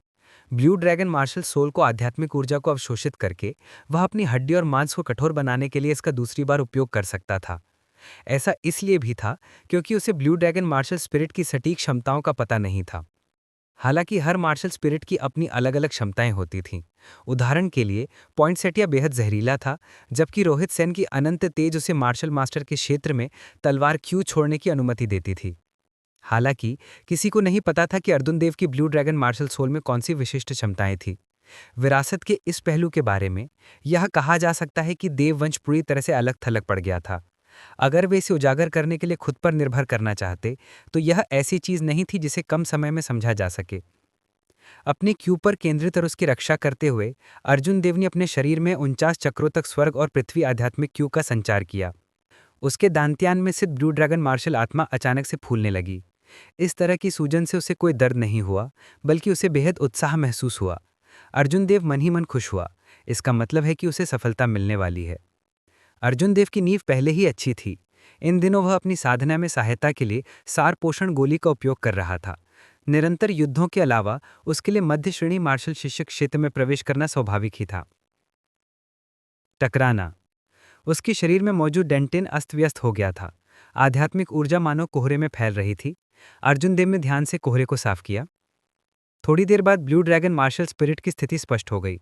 ब्लू ड्रैगन के चारों ओर तैर रहे सफेद बादल 3 से बढ़कर 5 हो गए थे। अर्जुन देव साफ महसूस कर सकता था कि उसके शरीर में संचित सार तत्व काफी बढ़ गया है। अपने हृदय में उमड़ रहे आनंद को दबाते हुए अर्जुन देव ने बैंगनी वज्र दिव्य मंत्र का संचार जारी रखा, जिससे उसका नव उन्नत मध्य श्रेणी मार्शल शिष्य क्षेत्र सुदृढ़ होता गया। नीले ड्रैगन मार्शल आत्मा ने भी सार उगलना जारी रखा, जिससे अर्जुन देव के मांस और रक्त तक पोषण होता रहा। जब अर्जुन देव ने फिर से आंखें खोलीं, तो पहाड़ों का आसमान पहले ही चमक रहा था। पहाड़ ओस से ढका हुआ था, जिससे अर्जुन देव को अतुलनीय ताजगी महसूस हुई। उसने गहरी सांस ली और बहुत ही तरोताज़ा महसूस किया। पेड़ से नीचे कूदते हुए अर्जुन देव ने अपनी आध्यात्मिक इंद्रियों को बढ़ाया। उसने महसूस किया कि उसकी आध्यात्मिक इंद्रिय का दायरा काफी बढ़ गया है। मुझे जल्दी वापस जाना होगा। जब ल्यू देव वापस आएगा और मुझे और 6 पूंछ वाली आत्मा लोमड़ी को एक साथ गायब होते देखेगा, तो उसे जरूर शक होगा। मैं जितनी देर तक गायब रहूंगा, स्थिति को समझाना उतना ही मुश्किल होगा। हालांकि उसे जल्दी वापस लौटना था, लेकिन अर्जुन देव जल्दी में नहीं था। रास्ते में उसने अपनी आध्यात्मिक इंद्रियों को जगाया। उसकी आध्यात्मिक इंद्री का हरा बिंदु छिपी हुई जड़ी बूटियों को पल भर में ढूंढने में सक्षम था। इतने अच्छे अवसर और खाली समय के साथ स्वाभाविक रूप से अर्जुन देव इन जड़ी बूटियों को नहीं छोड़ेगा जो उसने मुफ्त में प्राप्त की थी। निम्नतम श्रेणी से लेकर उच्चतम श्रेणी तक 9 श्रेणियों में जड़ी बूटियों का वर्गीकरण किया गया था। श्रेणी 4 से ऊपर की किसी भी जड़ी बूटी को श्रेष्ठ श्रेणी की जड़ी बूटियां माना जा सकता था। इन जड़ी बूटियों की कीमत कहीं भी हजारों सोने के बराबर हो सकती थी। ग्रेड 6 से ऊपर की जड़ी बूटियां सर्वोत्तम गुणवत्ता की मानी जाती थी। ग्रेड 8 और 9 की जड़ी बूटियां अद्वितीय मानी जाती थी। यह गोलियों को परिष्कृत करने के लिए उत्कृष्ट सामग्री थी। कुछ प्राकृतिक खजानों का तो सीधा सेवन भी किया जा सकता था। हालांकि 7 सिंह वाले पहाड़ में ग्रेड 6 से ऊपर की कोई औषधीय गोलियां नहीं थी। इसका मुख्य कारण यह था कि पहाड़ में पर्याप्त आध्यात्मिक ऊर्जा नहीं थी और अच्छे आत्मा शिराएं भी नहीं थी। अर्जुन देव को जो लाल नवजात फल मिला, वह केवल ग्रेड 6 की जड़ी बूटी थी। रास्ते में जब तक वह ग्रेड 2 की जड़ी बूटी होती, अर्जुन देव उसे अपने यूनिवर्स रिंग में रख लेता। 2 घंटे में उसका यूनिवर्स रिंग जड़ी बूटियों के एक बड़े ढेर से भर गया। इतनी बड़ी फसल एक नियमित जड़ी बूटी संग्रहकर्ता के एक दिन के प्रयास के बराबर थी। जहाँ असल में ग्रेड 5 अर्थ पोरिया है। मेरी किस्मत बहुत अच्छी है। अर्जुन देव मन ही मन खुश हुआ। उसने ध्यान से उसे उठाया और अपनी यूनिवर्स रिंग में रख लिया। जैसे ही वह देव कबीले के शिविर तक पहुंचने वाला था, अर्जुन देव ने अप्रत्याशित रूप से ग्रेड 5 अर्थ पोरिया प्राप्त किया। ग्रेड 5 अर्थ पोरिया की प्रकृति ठंडी और औषधीय प्रभाव स्थिर होता है। यह मिश्रित औषधियों में सहायक भूमिका निभा सकता है। यह औषधीय गोलियों की सफलता दर को काफी बढ़ा सकता है। अकेले परिष्कृत होने पर इसका उपयोग विषाक्तता दूर करने और नमी दूर करने के लिए भी किया जा सकता है। जब अर्जुन देव ने सिर उठाकर देखा तो देव कबीले का डेरा उसके सामने ही था। उसने जड़ी बूटियां चुनना बंद कर दिया और खुद को शांत किया, फिर धीरे धीरे डेरे की ओर चल पड़ा। जब छावनी के सामने पहरेदार ने अर्जुन देव को अचानक आते देखा, तो वो एक पल के लिए स्तब्ध रह गया। फिर उसका चेहरा खुशी से चमक उठा। वो जल्दी से दौड़कर आया और बोला, दूसरे युवा गुरु, आप आखिरकार वापस आ गए। पहले बुजुर्ग और बाकी लोगों ने कल आपको ढूंढने के लिए कई लोगों के दल भेजे थे। उन्होंने मुझे ढूंढने के लिए लोगों के कई समूह भेजे। लगता है बाद में समझाने में मुझे बहुत मेहनत करनी पड़ेगी। मुझे कोई अच्छा बहाना सोचना होगा। अर्जुन देव ने मन ही मन सोचा। पहले बुजुर्ग के बारे में पूछने और जवाब मिलने के बाद अर्जुन देव बड़े हॉल की ओर चल पड़ा।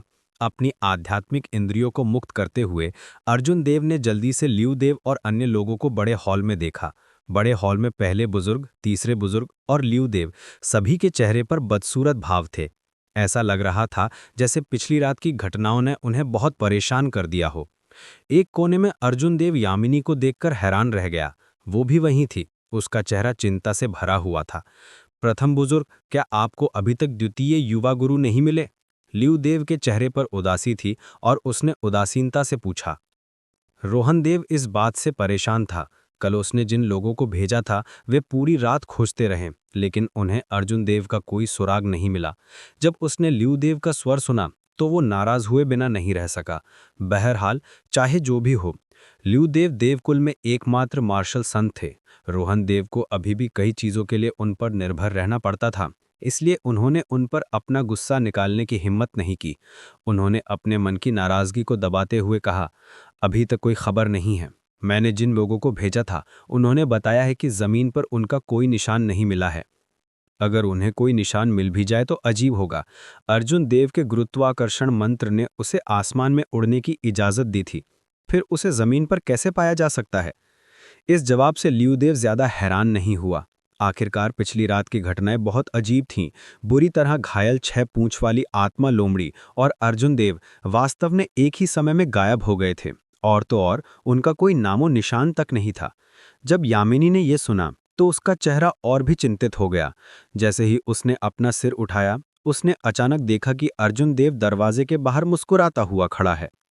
यामिनी, जिसे लगा कि वो कुछ देख रही है, उसने अपनी आंखें मलीं। तभी उसे यकीन हुआ कि जो उसने देखा था वो सच था। उसने खुशी से कहा, चचेरे भाई अर्जुन देव, तुम वापस आ गए। हॉल में मौजूद सभी लोगों ने जब ये सुना तो वो तुरंत बाहर देखने लगे। उन्हें दरवाजे के बाहर सिर्फ अर्जुन देव खड़ा दिखाई दिया। बिल्कुल ठीक, वो धीरे धीरे अंदर आया। अर्जुन देव, वो 6 पूंछ वाली आत्मा लोमड़ी कहाँ है? तुम इसे कहाँ ले गए? ल्यूदेव ने अर्जुन देव को देखते ही जोर से पूछा। रोहन देव ने थोड़ी भौहें चढ़ाईं और धीरे से कहा, अर्जुन देव, धीरे बोलो, कल रात वास्तव में क्या हुआ था? 6 पूंछ वाली आत्मा लोमड़ी कहाँ गई? अर्जुन देव ने पहले ही अपने मन में एक उपाय सोच लिया था। वो मुस्कुराया और बोला, मुझे यकीन नहीं है। आप सबके जाने के बाद मुझे लगा कि मैं कोई बड़ी सफलता हासिल करने वाला हूं, इसलिए मैंने आगे बढ़ने के लिए एक जगह ढूंढ ली। उसके बाद जो हुआ उसके बारे में मैंने अभी अभी सुना है। वो आगे बढ़ा। अब जाकर सबको एहसास हुआ कि अर्जुन देव पहले ही निम्न श्रेणी के मार्शल शिष्य से मध्यम श्रेणी के मार्शल शिष्य पर पहुंच चुका है। वे आश्चर्यचकित हुए बिना नहीं रह सके। अर्जुन देव की साधना की गति बहुत तेज थी। उसने अपनी मार्शल स्पिरिट को 1 महीने पहले ही संघन किया था। अब वो पहले ही मध्यम श्रेणी के मार्शल शिष्य पर पहुंच चुका था। ये गति कुछ बड़े कुलों की प्रतिभाओं के बराबर थी। जब रोहन देव ने यह सुना तो उसके दिल में खुशी की लहर दौड़ गई। अर्जुन देव की इतनी तेज रफ्तार के साथ आगे बढ़ने के साथ 3 महीने में 10 साल का वादा जीतने की उसकी संभावनाएं काफी बढ़ गई थी। उसने मुस्कुराते हुए कहा, बधाई हो एल्डर लियू, क्या आप इस कारण से संतुष्ट हैं? मुझे परवाह नहीं है कि आप आगे बढ़ें या नहीं। स्पिरिट ब्लड जेड मुझे सौंप दें। अर्जुन देव मंद मंद मुस्कुराया और कुर्सी पर बैठ गया। उसने चाय की एक घूंट पी और स्पिरिट ब्लड जेड को मेज पर फेंक दिया। लियू देव के दिल में खुशी का एहसास हुआ और उसने उसे पकड़ने के लिए हाथ बढ़ाया। अर्जुन देव के मुंह के कोने पर एक ठंडी मुस्कान आ गई। उसने बिना किसी हड़बड़ी के कहा, बड़े लियू, मैंने शिशु आत्मा लोमड़ी को इस आत्म रक्त जेड में बंद कर दिया है। अगर आप इससे चाहते हैं तो ले लें। हालांकि मुझे विश्वास है कि आप उस दिन को देखने के लिए जिंदा नहीं रहेंगे जब आत्मा लोमड़ी बड़ी होगी। ल्यूदेव के चेहरे के भाव अचानक बदल गए। उसने अपनी आभा छोड़ी और गुस्से से चिल्लाया, तुम्हारी हिम्मत कैसे हुई? क्या तुम मौत चाहते हो? एक मार्शल संत की आभा के नीचे ल्यूदेव के गुस्से में भरी रौहड़ के साथ आभा ने अर्जुन देव को दबा दिया।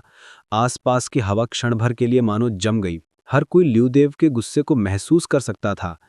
अर्जुन देव को जरा भी डर नहीं लगा। ये पहली बार नहीं था जब उसने किसी मार्शल संत की आभा का सामना किया था। उसके शरीर में मौजूद ब्लू ड्रैगन मार्शल स्पिरिट ने एक हल्का सा दबाव डाला, जिसने इस उमड़ती आभा को आसानी से रोक दिया। एक विचार के साथ स्पिरिट ब्लड जेड में शिशु आत्मा लोमड़ी उछल पड़ा।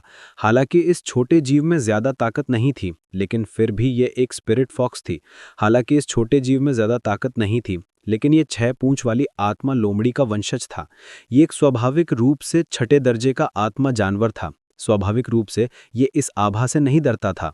एक हल्की सी छलांग के साथ वो अर्जुन देव की गोद में आ गिरा। अर्जुन देव ने शिशु स्पिरिट फॉक्स के शुद्ध सफ़ेद फर को धीरे से सहलाया और कहा, बड़े लेऊ, आपने खुद देखा, मैंने आपसे झूठ नहीं बोला, है ना? जब रोहन देव ने देखा कि उन दोनों के बीच माहौल ठीक नहीं है, तो उसने जल्दी से कहा, अर्जुन देव, अपना रवैया संभालो। चूंकि तुमने पहले ही शिशु आत्मा लोमड़ी को प्राप्त कर लिया है, तो तुम सीनियर ल्यू से माफी क्यों नहीं मांग रहे हो? ऊपर से देखने पर रोहन देव के शब्द अर्जुन देव को फटकार लगाते प्रतीत हो रहे थे, लेकिन असल में वो चुपचाप स्वीकार कर रहा था कि अर्जुन देव ने आत्मा रक्त जेड प्राप्त कर लिया है। वो बस ल्यू देव को इस शर्मनाक स्थिति से बाहर निकलने का रास्ता दिखा रहा था।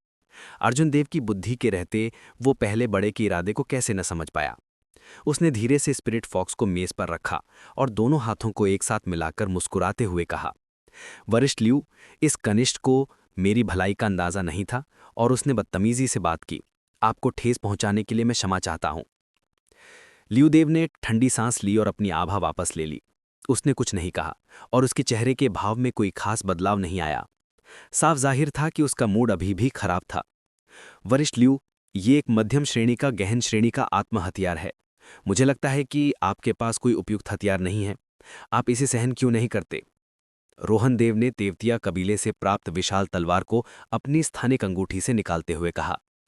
ल्यू देव ने उस मध्यम श्रेणी के गहन श्रेणी के आत्म हथियार को, जो रोहन देव ने उसे सौंपा था, भावशून्य दृष्टि से देखा और उसे लेने के लिए अपना हाथ नहीं बढ़ाया। 6 पूंछ वाली आत्मा लोमड़ी को खोने के बाद वो शक्ति में भारी अंतर को स्वीकार नहीं कर पा रहा था। पहले अंकल, ऐसा लगता है कि सीनियर ल्यू इस गहन श्रेणी के स्पिरिट वेपन को ज्यादा महत्व नहीं देते। संयोग से मेरे भतीजे का स्पिरिट वेपन नष्ट हो गया है। सीनियर ल्यू इसे मुझे दे दें तो कैसा रहेगा? अर्जुन देव ने आधे सच में कहा जब उसने देखा कि ल्यू देव इसे लेने को तैयार नहीं है। हालांकि ल्यू देव गुस्से में थे, लेकिन इस बार वो भड़के नहीं, बल्कि खड़े होकर चले गए।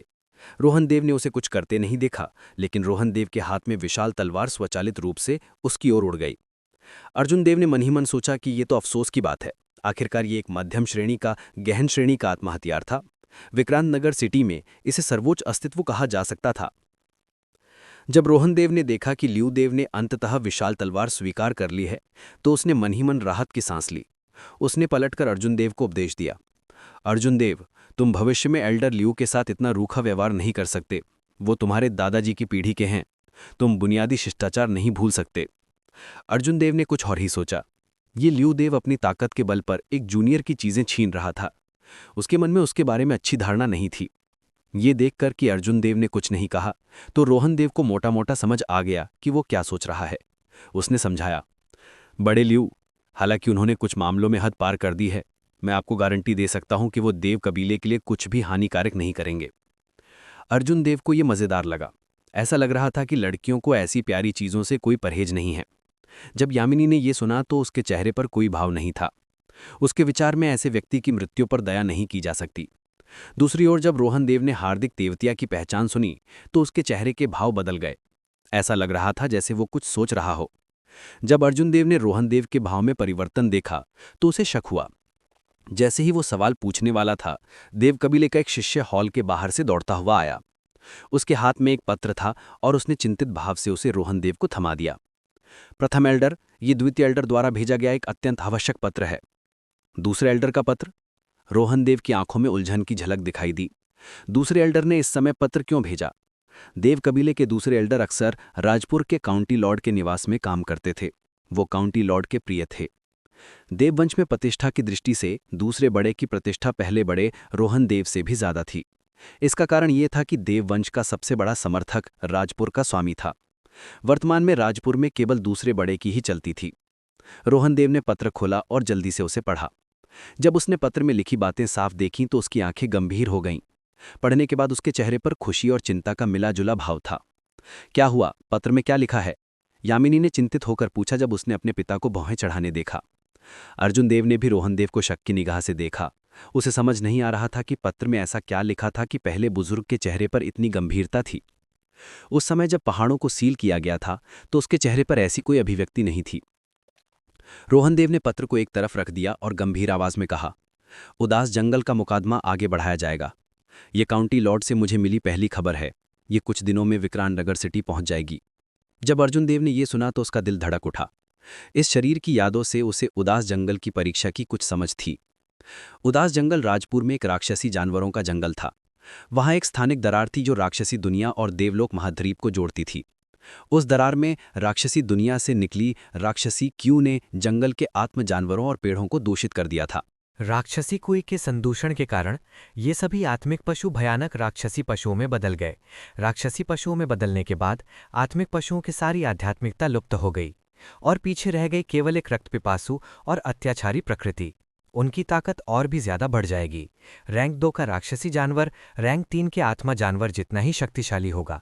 इसके अलावा वह हमेशा उन्मत्त अवस्था में रहेगा, जिससे वह बेहद क्रूर हो जाएगा। राक्षसी कुई के प्रदूषण के कारण जंगल के कुछ पेड़ों में भी परिवर्तन आ गया था। हर जगह भयावह वृक्षात्माएं और दसियों मीटर ऊंचे आदमखोर फूल दिखाई दे रहे थे। राक्षसी विपत्ति के बाद देवलोक महाद्वीप में कई स्थानिक दरारें पड़ गईं। तीनों पवित्र गुरुओं की भूमि के वरिष्ठ विशेषज्ञों ने सभी बड़ी स्थानिक दरारों को बंद कर दिया। उन्हें निषिद्ध भूमि घोषित कर दिया गया और बाहरी लोगों को वहां प्रवेश की अनुमति नहीं थी। हालांकि महाद्वीप में ये स्थानिक दरारें बहुत ज्यादा थीं। 3 पवित्र गुरुओं की भूमि के लोगों के लिए उन सभी को बंद करना व्यवहारिक नहीं था। इसलिए कुछ छोटी स्थानिक दरारें बची रहीं। जब तक कुछ बड़ा ना हो जाए, 3 पवित्र मास्टर्स भूमि इन छोटी स्थानिक दरारों को बंद करने के लिए लोगों को नहीं भेजेगी। उदास जंगल में स्थानिक दरार इन्हीं छोटी स्थानिक दरारों में से एक थी। राक्षसी कुई केवल जंगल के भीतर ही फैलती थी, बाहर नहीं फैलती थी। जब तक आम लोग जंगल में नहीं जाएंगे तब तक कोई खतरा नहीं होगा। हालांकि अगर उन्हें अकेला छोड़ दिया जाए तो राक्षसी जानवरों की संख्या एक निश्चित स्तर तक पहुंच जाएगी, तो वे जंगल से बाहर निकल आएंगे और आसपास के शहरों को धमकाएंगे। इस प्रकार देवलोक महाद्वीप के विभिन्न देश इन राक्षसी पशु वनों पर नजर रखने के लिए अपने लोगों को भेजते थे। जब भी कोई असामान्य प्रतिक्रिया होती तो वे इन राक्षसी पशुओं से निपटने के लिए शक्तिशाली साधकों को भेजते थे। उदास जंगल में अनुभवात्मक प्रशिक्षण का उल्लेख तब किया जाता था जब वे इन राक्षसी जानवरों से निपट रहे होते थे, तो आसपास के शहरों की शक्तियां अपने युवा शिष्यों को अनुभवात्मक प्रशिक्षण के लिए राक्षसी जानवर वन की परिधि में भेजती थीं। राक्षसी पशु वन का वातावरण घृणित था और राक्षसी पशु अतुलनीय रूप से क्रूर थे। हालांकि परिधि में कोई भी शक्तिशाली राक्षसी पशु नहीं था। युवा साधकों के लिए यह अनुभवात्मक प्रशिक्षण के लिए एक बहुत ही उपयुक्त स्थान था। अनुभवात्मक प्रशिक्षण के दौरान विभिन्न कुल एक दूसरे से अपनी तुलना करते थे। यह कहा जा सकता था कि यह विभिन्न कुलों के लिए एक परिपरीक्षा थी। अगर अनुभवात्मक प्रशिक्षण में देवकुल के परिणाम बहुत खराब होते तो यह खबर पूरे विक्रांत नगर सिटी में तुरंत फैल जाती। ये देव कबीले की प्रतिष्ठा के लिए एक बड़ा झटका होता। इससे भी गंभीर बात यह थी कि राजपुर के स्वामी और आसपास के शहरों के नगर स्वामी अनुभवात्मक प्रशिक्षण के दौरान उपस्थित होते। विक्रांत नगर सिटी में नंबर 1 की शक्ति होने के नाते देव कबीले को अच्छा परिणाम प्राप्त करना ही था। अगर वे प्रथम स्थान प्राप्त ना कर पाते तो यह धारणा बन जाती कि वे पर्याप्त रूप से शक्तिशाली नहीं हैं और उनका कोई उत्तराधिकारी नहीं है। यही वजह थी कि रोहनदेव एक ही समय में खुश और चिंतित था। अगर इस बार उन्होंने अच्छा प्रदर्शन किया तो वे 10 साल के वादे से पहले देव कबीले का मनोबल काफी बढ़ा पाएंगे। अगर नहीं तो देव कबीले पर इसका बहुत बुरा असर पड़ेगा। अर्जुन देव ने अपने विचार समेटे, लेकिन उसे जरा भी डर नहीं लगा। उसने कुछ उत्सुकता से पूछा, अनुभवात्मक प्रशिक्षण वास्तव में कब शुरू होगा? 7 दिन बाद। यह जानकारी मुझे काउंटी लॉट से मिली है। इसे विक्रांत नगर सिटी पहुंचने में लगभग 2 दिन लगेंगे। तुम दोनों को अपना सामान समेटकर जल्दी से जल्दी पहाड़ छोड़ देना चाहिए। तुम दोनों इस अनुभवात्मक प्रशिक्षण में भाग लोगे। राक्षसी पशुवन का वातावरण बहुत ही घृणित है और राक्षसी पशु अतुलनीय रूप से क्रूर हैं। हालांकि परिधि में कोई भी शक्तिशाली राक्षसी पशु नहीं है। युवा साधकों के लिए यह अनुभवात्मक प्रशिक्षण के लिए एक बहुत ही उपयुक्त स्थान है। अनुभवात्मक प्रशिक्षण के दौरान विभिन्न कुल एक दूसरे से अपनी तुलना करते थे। यह कहा जा सकता था कि यह विभिन्न कुलों के लिए एक बड़ी परीक्षा थी। अगर अनुभवात्मक प्रशिक्षण में देवकुल के परिणाम बहुत खराब होते तो यह खबर पूरे विक्रांत नगर सिटी में तुरंत फैल जाती। ये देव कबीले के प्रतिष्ठा के लिए एक बड़ा झटका होता। इससे भी गंभीर बात यह थी कि राजपुर के स्वामी और आसपास के शहरों के नगर स्वामी अनुभवात्मक प्रशिक्षण के दौरान उपस्थित होते। विक्रांत नगर सिटी में नंबर 1 की शक्ति होने के नाते देव कबीले को अच्छा परिणाम प्राप्त करना ही था। अगर वे प्रथम स्थान प्राप्त ना कर पाते तो यह धारणा बन जाती कि वे पर्याप्त रूप से शक्तिशाली नहीं हैं और उनका कोई उत्तराधिकारी नहीं है। यही वजह थी कि रोहन देव एक ही समय में खुश और चिंतित था। अगर इस बार उन्होंने अच्छा प्रदर्शन किया तो वे 10 साल के वादे से पहले देव कबीले का मनोबल काफी बढ़ा पाएंगे। अगर नहीं तो देव कबीले पर इसका बहुत बुरा असर पड़ेगा। अर्जुन देव ने अपने विचार समेटे, लेकिन उसे जरा भी डर नहीं लगा। उसने कुछ उत्सुकता से पूछा, अनुभवात्मक प्रशिक्षण वास्तव में कब शुरू होगा? 7 दिन बाद। यह जानकारी मुझे काउंटी लॉट से मिली है। इसे विक्रांत नगर सिटी पहुंचने में लगभग 2 दिन लगेंगे। तुम दोनों को अपना सामान समेटकर जल्दी से जल्दी पहाड़ छोड़ देना चाहिए। इस स्थिति में हम अपने 7 हॉर्न माउंटेन में मुसीबत खड़ी करने वाले तेवतिया कबीला का हिसाब कैसे चुकाएंगे।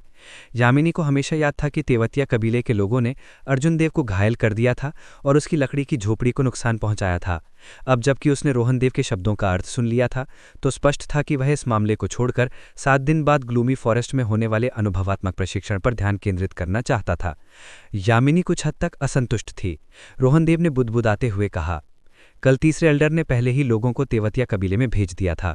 अब जबकि बहुत सी चीज़ें हो रही हैं तो हमारे लिए तेवतिया कबीले के साथ युद्ध शुरू करना उचित नहीं है। यामिनी, इस मामले का फिर से जिक्र मत करना। यामिनी ने अपने होंठ सिकोड़ लिए और कुछ नहीं बोली। मन ही मन उसे अपने पिता की बात पर गुस्सा आ रहा था। पहले एल्डर की बातों से अर्जुन देव सहमत हो गया। उसी क्षण से नीले वस्त्र वाला वह व्यक्ति अचानक 7 सिंह पर्वत पर प्रकट हुआ और तेवतिया वंश के साथ चलने लगा। अब तेवतिया कबीले ने अचानक देव कबीले के साथ अपना समझौता तोड़ दिया और 6 पूंछ वाली आत्मा लोमड़ी को पकड़ने के लिए सामूहिक रूप से 7 हॉर्न माउंटेन में प्रवेश किया। वहां एक रहस्यमय लड़की सुहानी भी थी। इन सबको मिलाकर छोटा सा विक्रांत नगर सिटी वास्तव में उतना शांत नहीं था जितना ऊपर से दिखता था। स्थिति स्पष्ट रूप से देव कबीले के पक्ष में नहीं थी। इसलिए उसने तेवतिया कबीले से तुरंत बदला लेने के बारे में नहीं सोचा। पहली बात तो ये कि वो उतना ताकतवर नहीं था। देव कबीले की मदद के बिना तेवतिया कबीले को हिला पाने की उसकी उम्मीदें बहुत कम थीं। दूसरी बात, हालांकि तेवतिया कबीले के अभियान ने अर्जुन देव को लगभग एक गतिरोध पर पहुंचा दिया था, फिर भी उसे अंत में कोई नुकसान नहीं हुआ। इसके अलावा उसने उनके अभियान को पूरी तरह से बर्बाद कर दिया था। हालांकि इस बार तेवतिया कबीले के अभियान में भारी नुकसान हुआ। 2 बुजुर्गों और तेवतिया कबीले के पहले युवा गुरु की दुखद मृत्यु हो गई। कीमती आत्मा रक्त जेठ भी अर्जुन देव के हाथों में पड़ गया। उनकी सावधानीपूर्वक बनाई गई बंदी योजना पूरी तरह से विफल हो गई। पहले दोनों कुल एक दूसरे के काम में दखल नहीं देते थे, लेकिन इस बार वे एक दूसरे से पूरी तरह अलग होने वाले थे। हालांकि उनके सामने की स्थिति बहुत नाजुक थी।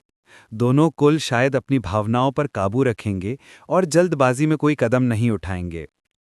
हालांकि यामिनी अपने दिल में असंतुष्ट थी, लेकिन वो कोई नासमझ इंसान नहीं थी। रोहन देव को अपने फैसले पर अडिग देखकर उसने और कुछ नहीं कहा।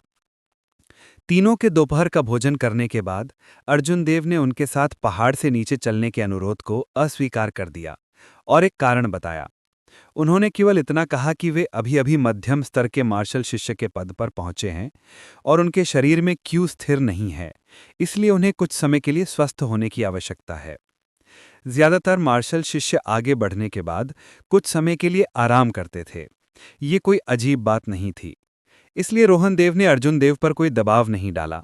उसने बस इतना अनुरोध किया कि वो आसमान में अंधेरा होने से पहले लौट आए। दरअसल अर्जुन देव को स्वस्थ होने की जरूरत नहीं थी।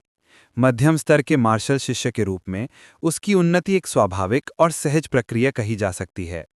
उसने जबरदस्ती उन्नति नहीं की, इसलिए उसे जानबूझकर स्वस्थ होने की जरूरत नहीं पड़ी। वह यामिनी के साथ पहाड़ से नीचे इसलिए नहीं गया क्योंकि वह जाने से पहले और जड़ी बूटियां इकट्ठा करना चाहता था। उसके लिए 7 हॉर्न पर्वत पर आना दुर्लभ था, इसलिए स्वाभाविक है कि अर्जुन देव इतनी आसानी से वापस नहीं लौटेगा।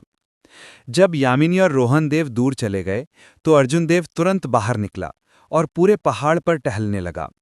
अपनी स्पिरिट बुद्धि का उपयोग करते हुए एक भी आत्मा जड़ी बूटी उसकी नजर से बच नहीं पाई। तेवतिया कबीले की वजह से 7 हॉर्न पहाड़ पिछले दिन ही सील कर दिया गया था। इस समय पहाड़ पर बहुत कम लोग थे, यहां तक कि वे जगह भी खाली थी जहां आमतौर पर भीड़ रहती थी। अर्जुन देव भी बिना किसी चिंता के बिजली से बचने का इस्तेमाल कर सकता था। जैसे ही उसे कोई अच्छी स्पिरिट हर्ब मिल जाती, वह तुरंत उड़कर ऊपर आ जाता। यदि वह चट्टान पर उगता तो वह ऊपर उड़ने के लिए गुरुत्व मंत्र का प्रयोग करता। दोनों तरीकों को एक साथ इस्तेमाल करते हुए अर्जुन देव को ऐसी कोई भी आत्मा जड़ी बूटी नहीं मिली जिसे वह चुन न सके। हालांकि जड़ी बूटियां चुनते समय अर्जुन देव अपने सिद्धांतों पर भी अडिग रहा। उसने ग्रेड 2 से नीचे की जड़ी बूटियां, पूरी तरह से परिपक्व न हुई जड़ी बूटियां, कम उम्र की जड़ी बूटियां या पौधे नहीं तोड़े। ये वे सिद्धांत थे जिनका एक हर्बलिस्ट को पालन करना होता है। यदि सेवन हॉर्न पर्वत श्रृंखला का अंधाधुंध दोहन किया गया तो 3 वर्ष से भी कम समय में पूरी सेवन हॉर्न पर्वत श्रृंखला सूखकर एक मृत पर्वत बन जाएगी। जब सूरज डूबा तो अर्जुन देव का ब्रह्मांड वलय तरह तरह की औषधीय जड़ी बूटियों से भर गया। 10 साल की कक्षा 4 की स्नो जिंगसेंग, 20 साल की कक्षा 3 की विंड स्पिरिट ग्रास, 20 साल की कक्षा 8 की अष्टकोणीय कमल। अर्जुन देव संतुष्टि से मुस्कुराया। अपनी दिव्य इंद्रियों, बिजली से बचने की तकनीक और गुरुत्व तकनीक की मदद से आज उसकी फसल एक सामान्य व्यक्ति की आधे साल की फसल के बराबर थी। इसके अलावा कुछ दुर्लभ औषधीय जड़ी बूटियां भी थीं जिन्हें सामान्य लोग आध्यात्मिक बोध के बिना कभी नहीं खोज पाते। इससे अर्जुन देव को फायदा हुआ। पहाड़ से नीचे उतरने का समय हो गया है। अगर हम नहीं उतरे तो हमें फिर से नहीं रात बितानी पड़ेगी। अर्जुन देव बुदबुदाया। वह बिना किसी दुर्घटना के देव महल लौट आया। जब वह अपने आंगन में पहुंचा तो अर्जुन देव को ऐसा लगा जैसे वह घर लौट आया हो। वह कड़वी मुस्कान के बिना नहीं रह सका। क्या मैं अर्जुन देव, इस दुनिया में सचमुच कोई घर है? दूसरे युवा मास्टर, क्या आप लौट आए? जैसे ही अर्जुन देव ने दरवाजे में कदम रखा, उसने मंजरी की खुशी भरी आवाज सुनी। शाम होने ही वाली थी। मंजरी जमीन पर गिरे हुए पत्तों को झाड़ रही थी। जब उसने अर्जुन देव को वापस आते देखा तो उसने जल्दी से अपना काम छोड़कर दौड़कर वहां पहुंची। उसका चेहरा अपार खुशी से भर गया। अर्जुन देव के दिल में घरमाहट महसूस हुई। वह हल्के से मुस्कुराया और बोला, हाँ, मैं वापस आ गया हूं। तुम कैसी हो? मंजरी मन ही मन बहुत खुश हुई। उसने अर्जुन देव को पिछले कुछ दिनों में देवनिवास में हुई सारी बातें बता दीं। वे सब मामूली बातें थीं। हालांकि अर्जुन देव को ज्यादा दिलचस्पी नहीं थी, फिर भी उसने मंजरी को नहीं रोका। आखिरकार पहाड़ों में बिताए दिन बहुत अकेले थे। अब जब उसने अपने कान के पास किसी की बातें सुनी तो उसे एक प्रकार का आनंद मिला। हर कहानी एक अंत तक पहुंचती है, लेकिन कुछ कहानियां दिल में बस जाती हैं। अगर दिव्य तपस्या अर्जुन देव की कहानी का ये भाग आपके दिल को छू गया हो तो वीडियो को लाइक करें और हमारे channel Mukul the story teller को सब्सक्राइब करें ताकि अगला भाग सबसे पहले आप तक पहुंचे। और हाँ, कमेंट में ज़रूर बताइएगा कि आपको इस कहानी का ये हिस्सा कैसा लगा। आपका एक शब्द हमारे लिए नई कहानी की प्रेरणा बन जाता है।